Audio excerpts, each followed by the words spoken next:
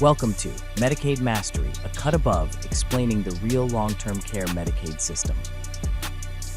Hello and welcome to Medicaid Mastery, a cut above explaining the real long-term care Medicaid system with Medicaid guru Tony Turbeville. I am your host, Kevin Rosenquist. Tony, it's awesome to see you again. Likewise, Kevin. All right, so you've been facilitating for attorneys the processing of Medicaid applications since 2000, but really you do so much more for your clients. And today I would like to share with our listeners some of the major accomplishments and extraordinary battles you have fought on behalf of all of us, really. So let's start with a question. Why is proper Medicaid planning so important for everybody? Well, if you do improper planning, it just creates a whole nother set of problems. So you fix one problem and you create a bunch of others. For example, if you do Medicaid planning and you ignore taxes, which is often done in the legal community where they use something called a personal services contract. And it's a tool in the toolbox, and there's nothing wrong with the personal services contract, but you got to understand the negatives. And one of the negatives is that the money that is transferred from someone applying for Medicaid to someone who's going to provide services as it becomes self-employment, taxable income to the person that's receiving it in the year in which it's received. So if you're moving $100,000 from mom to son in a personal services contract, you're fixing the Medicaid problem where you can qualify mom for Medicaid, but you're creating about a $40,000 tax liability for the son. Or the attorney might say something, and most wouldn't, but might say something like, look, nobody's going to issue you a 1099. So, it's questionable whether it's really income or not. Well, it's not questionable. It's income. And if you take that route, then you're committing tax evasion. So you either got to pay 40% or risk tax evasion. Now, I'm not an attorney, and somebody could say, well, you can't say you're committing tax evasion, but I think it's pretty common knowledge. If you have income and you don't report it, that's called tax evasion. So I don't think that's legal advice, right? So proper planning will avoid that tax liability and still get mom the benefits that she needs. Yeah. Why is what you do for families and individuals so important to you? You have a passion. You can feel your passion. Why do you fight so hard? Well, thanks for saying that. I've always found a lot of value, even since I was a kid, in helping other people. I really do. It's part just kind of the way I'm wired. And I also have kind of a real disdain for abusive authority. I've experienced it a few times in my life, and it's very frustrating. And Medicaid can be that abusive authority at times. So I get a lot of satisfaction from, leveling the playing field for other folks. And, frankly, I make a good living at doing it. So it's nice to be able to do what you're passionate about and get paid to do it. Yeah, that's the dream, right? That's the dream. Yeah. Can you tell the listeners about some of the battles that you have fought and won, starting with what you took when you took Medicaid to court and won? I believe that I think we might have talked about that in the previous episode a bit too. Yeah. So the specifics on that one was, I don't want to get too far in the weeds and bore your listeners to death, but basically, when you have a life insurance policy that has cash inside of it, in most cases, not every, but most cases, the cash is counted as an asset, right? And it'll mess up Medicaid eligibility.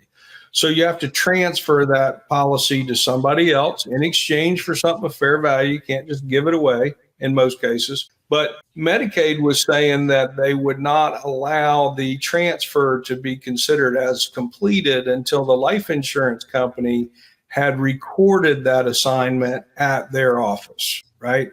So that can take an insurance company 30 days. That may cost a person 1 month of eligibility and sometimes longer. So my argument was, no, you can assign it, and the assignment is valid at the time it is executed, regardless of when somebody else records it. Medicaid refused to accept that. So I took them to the District Court of Appeals, Second District Court of Appeals in Florida, and made the argument, not me personally, I had an attorney who did that. Obviously, I couldn't do that. But we made the arguments, and the court agreed with us that the assignment was valid at the time it was executed, regardless of when the insurance company recorded it. But they went a step further, and it's a really important step. They said not only can a life insurance policy, any other, they use the term chose in action, which I had to look up, frankly. Yeah, I wouldn't know that one either. It's basically anything else besides real estate. So technically, and look, we don't want to challenge Medicaid unnecessarily, right? If they have a way and we can do it, we just do it and make life easy. But let's say we had a bank account that we couldn't get the money moved out of in time. We can have them sign one form, an assignment prepared by an attorney, right? One form, and technically that account can't be counted anymore.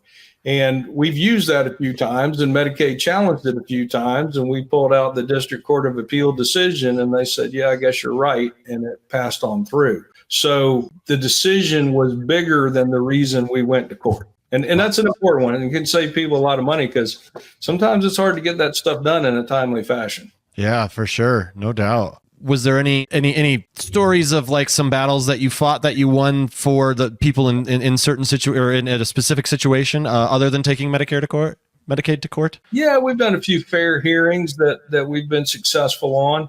For example, in I think a previous show that we did, we talked about the intrafamily real estate transaction, where basically one party in a family is selling another party a partial interest in real estate. The reason that strategy works is because in Florida, where this case was, real estate that's up for sale at fair market value is not countable as an asset for determining eligibility. Well, Medicaid said, no, you can't do that. And I won't get into all the technicalities of why, but they knew they couldn't argue the up for sale part, so they argued a valuation piece. It took us all day in a hearing. I had to take an attorney, an accountant, real estate agent, and a business valuation analyst to the hearing. It took all day, but you finally saw at the end, the hearings officer, it clicked. They went, oh, like now I get it. And so they decided in our favor. So now that strategy, which is one of my favorite ones when an attorney picks it,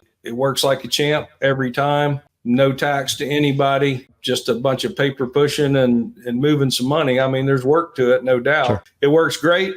And that was a very important fair hearing decision that a lot of other strategies also depend on. Okay. All right. Yeah, that's great. Yeah. So who ends up paying for these legal battles? Well, actually, I do. The client pays me a flat fee. And in that flat fee, I guarantee that if I need to go to a hearing for them, and that would be what's called a fair hearing, that's an interagency hearing, that I go on their behalf, doesn't cost them any additional money.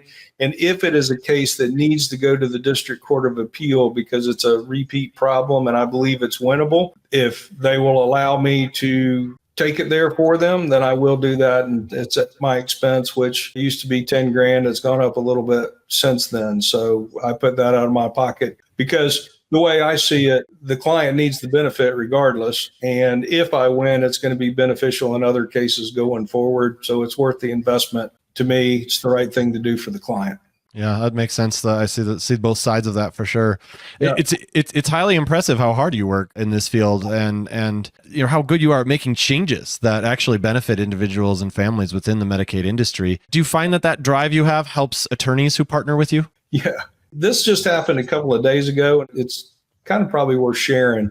I had an attorney who got out of Medicaid planning. He had done it for many years, but the paperwork and the bureaucracy's just gotten almost unbearable for a lot of attorneys. So many attorneys are either just getting out or they're using a service like mine so they don't have to deal with Medicaid. Well, in that, I'll consult with attorneys and help them understand strategies that might be available for their client that they didn't know about. Now, it's for them to analyze and it's for them to recommend to the client, but I can consult with them about it. And we've done maybe a half a dozen cases now. It's a recent relationship with an attorney. He said, Tony, he said, I got to tell you, he said, I used to do a lot of this and I thought I was really good at it. But in football terms, I was playing high school ball and you're in the Super Bowl, which I thought was very complimentary. That's super nice thing to hear. It was pretty cool to hear. So actually, I'm not sure I answered your question, but that's where I went. Oh, that's okay. I think you did. Cool. We can parlay that into my next question too. I would love to know how, what the partnership is between you, the client, and the attorney, and how you bridge the communication between all parties. That's a great question. So I have spent an incredible amount of money. I won't throw the number out there, building proprietary software, because there's no commercial software you can buy for processing Medicaid applications, primarily because there's 50 different states with 50 different sets of rules and nuances that you would have to build into that software. I have been building it since 2007. And so in that, I have built where it reports to the client once a week about the progress in the case and what's going on. Now, they're always welcome to call in and talk to us personally and ask questions, but if they're good with the automated, it'll keep them roughly up to date. The attorneys can, obviously with the client's permission, they can log into our system and see all of their clients and what's going on. And for example, if we collect the power of attorney from the client, which is an important document, and we upload it to the system, it will automatically email it to the attorney to review and then push one of 4 buttons, either saying, it's okay, it's great, you don't need to do anything, it really needs to be redone, or hey, you're going to have to get a guardian, right? So they push one button and it comes back into our system, uploads the answer, and then emails to the processor what the answer is on the power of attorney. And it does that on a number of different things. The power of attorney is just one example. So in addition to the phone communications we have, so if a client hires us and hires the attorney, there will also be a discovery call where all parties are on it to make sure we're all on the same page. If the attorney talks to the client about something, they shoot us an email. We talk to them about something that's legal. We have to send them back to the attorney. So the attorney's always in the loop, but they're just not buried in the everyday grunt work, so to speak. Yeah, like you said, grunt work. You're kind of taking that piece out so that you can help. You're kind of like that conduit between that helps all the information kind of transfer accordingly. And so a lot of that stuff you said in your proprietary software, a lot of it's automated. A ton of it's automated. For example, there are certain concepts that you find yourself explaining over and over and over again. How does a qualified income trust work? Well, we can't recommend them, but we can explain how they work. So if it becomes obvious that the client is probably going to need one of these, the attorney is going to recommend it, the software automatically sends them about a 7 or 8 minute video explaining how a qualified income trust works, how the money flows, what you need to do.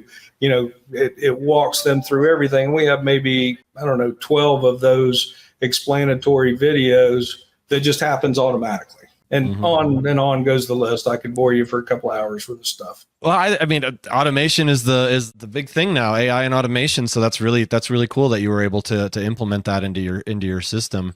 Yeah. Let me throw one other thing in. We also communicate with the provider. So particularly nursing homes, because they're very driven to collect their money, right? And we don't want them hassling the family. Hassle's the wrong word, but asking the family for money. So as soon as we're hired, the system automatically shoots the nursing home an email explaining that we've been hired, how much we think the family should pay each month, called a patient responsibility, notifying the nursing home, because once the client applies for Medicaid, the nursing home can no longer pursue a private pay bill. Okay, so they have to wait for Medicaid's decision. So we make sure all of that communication is automated, because if you're working hard, it's the little things that can be automated need to be.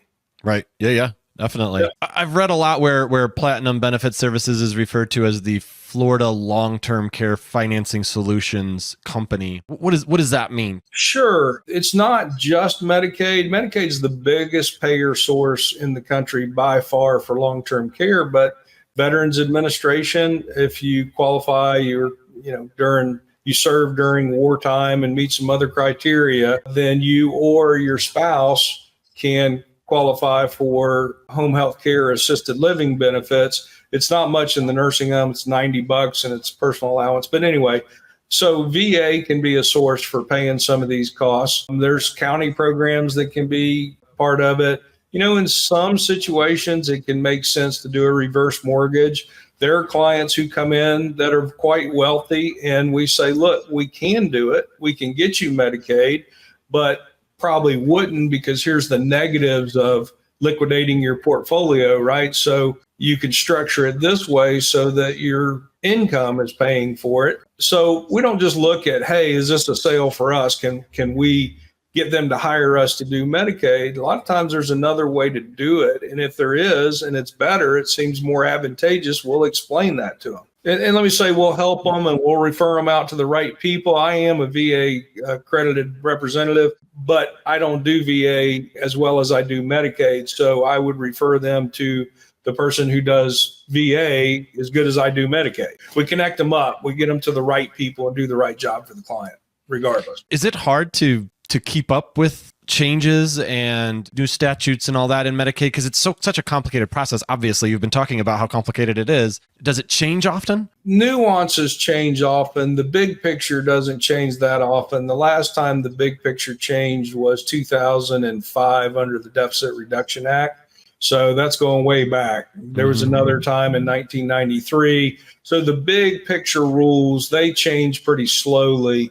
Interagency interpretations of things can change from time to time, but most of what's hard to keep up with is all of the detail. Now, keeping up with the changes, not so bad, but every time a problem arises, you got to go back to the manual to figure out the solution, right? Because I have this saying, the Medicaid manual giveth, it taketh away, and if you read long enough, it giveth back, right? You just got to find the rule that works in your favor to go back at them with. It's very much like an IRS audit where somebody comes in and says, we're not going to allow this, and you got to go find why they can't allow it and force them to do it. That's my job. Yeah. All right. Well, thank you for listening to Medicaid Mastery, a cut above, explaining the real long-term care Medicaid system with Medicaid guru Tony Turbeville. To connect with Tony and the team at Platinum Benefits, visit platben.com. And please remember to like and subscribe to the channel. And if you like what you hear, leave us a review. Tony, great to see you again. You too, Kevin. Thanks. Thanks for watching. Be sure to hit that like and subscribe button and leave us a review in the comments.